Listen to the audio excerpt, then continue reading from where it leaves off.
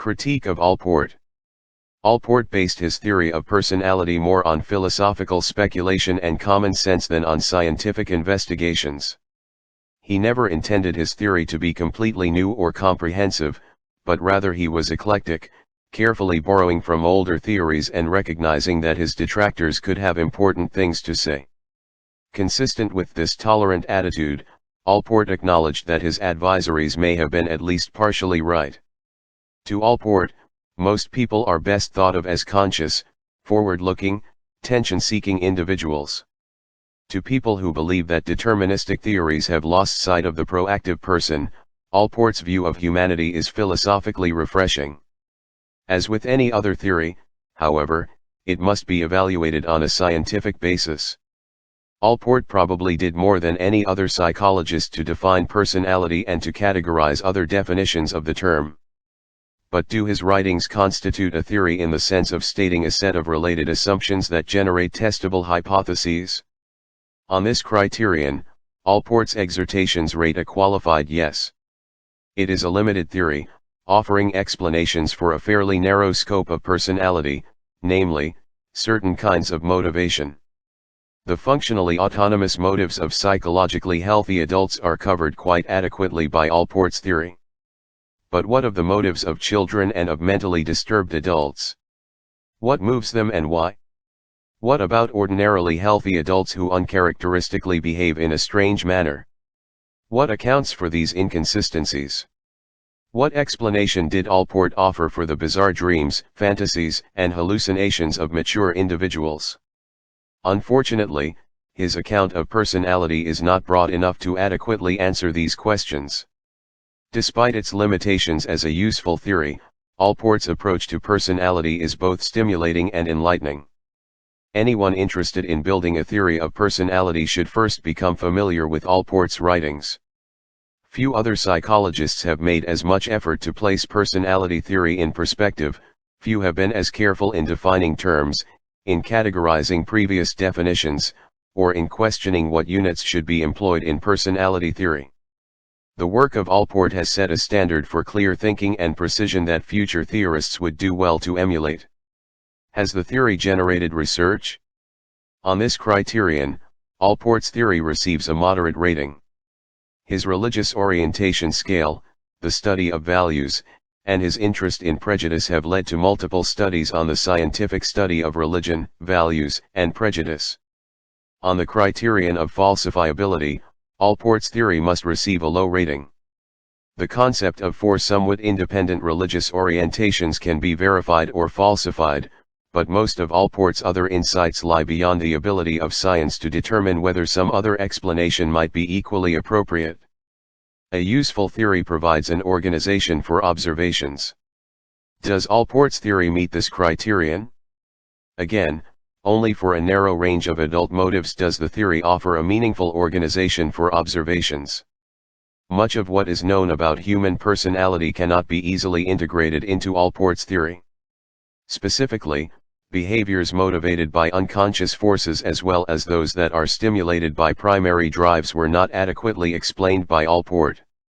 He recognized the existence of these kinds of motivations, but seemed content to allow the psychoanalytic and behavioral explanations to stand without further elaboration. This limitation, however, does not invalidate Allport's theory. To accept the validity of other theoretical concepts is a legitimate approach to theory building. As a guide for the practitioner, Allport's theory has moderate usefulness. It certainly serves as a beacon to the teacher and the therapist, illuminating the view of personality that suggests that people should be treated as individuals. The details, unfortunately, are left unspecified. On the final two criteria of a useful theory, Allport's psychology of the individual is highly rated. His precise language renders the theory both internally consistent and parsimonious. Concept of humanity. Allport had a basically optimistic and hopeful view of human nature. He rejected the psychoanalytic and behavioral views of humanity as being too deterministic and too mechanistic. He believed that our fates and our traits are not determined by unconscious motives originating in early childhood but by conscious choices we make in the present. We are not simply automatons blindly reacting to the forces of reward and punishment.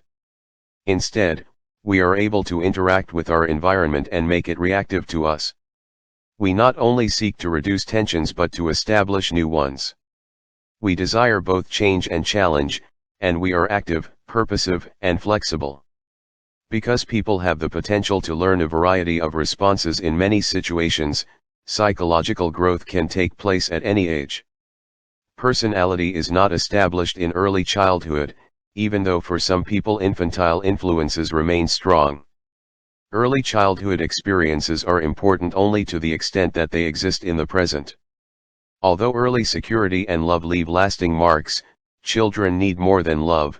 They need an opportunity to shape their own existence creatively, to resist conformity, and to be free, self-directed individuals. Although society has some power to mold personality, Allport believed that it does not hold the answer to the nature of humanity. The factors shaping personality, Allport held, are not as important as personality itself. Heredity, environment, and the nature of the organism are important, but people are essentially proactive and free to follow the prevailing dictates of society or to chart their own life course. People, however, are not completely free. Allport adopted a limited freedom approach. He was often critical of those views that allow for absolute freedom, but he also opposed the psychoanalytic and behavioral views, which he regarded as denying free will. Allport's position was somewhere in the middle. Although free will exists, some people are more capable of making choices than are others. A healthy person has more freedom than does a child or a severely disturbed adult. The high-intelligent, reflective person has more capacity for free choice than does the low-intelligent, non-reflective one. Even though freedom is limited, Allport maintained that it can be expanded. The more self-insight a person develops, the greater that person's freedom of choice. The more objective a person becomes, that is, the more the blindfolds of self-concern and egotism are removed, the greater that person's degree of freedom. Education and knowledge also expand the amount of freedom we have. The greater our knowledge is of a particular arena, the broader our freedom in that area. To have a broad general education means that, to some extent, one has a wider choice of jobs, recreational activities, reading materials, and friends. Finally, our freedom can be expanded by our mode of choosing. If we stubbornly adhere to a familiar course of action simply because it is more comfortable, our freedom remains largely restricted. Conversely, if we adopt an open-minded mode of solving problems, then we broaden our perspective and increase our alternatives, that is, we expand our freedom to choose. Allport's view of humanity is more teleological than causal. Personality, to some extent, is influenced by past experiences, but the behaviors that make us human are those that are motivated by our expectations of the future. In other words, we are healthy individuals to the extent that we set and seek future purposes and aspirations. Each of us is different from others, not so much because we have different basic drives, but because we have different self-erected goals and intentions. The growth of personality always takes place within a social setting, but Allport placed only moderate emphasis on social factors. He recognized the importance of environmental influences in helping to shape personality, but he insisted that personality has some life of its own. Culture can influence our language, morals, values, fashions, and so forth, but how each of us reacts to cultural forces depends on our unique personality and our basic motivation. In summary, Allport held an optimistic view of humanity, maintaining that people have at least limited freedom. Human beings are goal-oriented, proactive, and motivated by a variety of forces, most of which are within their realm of consciousness. Early childhood experiences are of relatively minor importance and are significant only to the extent that they exist in the present. Both differences and similarities among people are important, but individual differences and uniqueness receive far greater emphasis in Allport's psychology.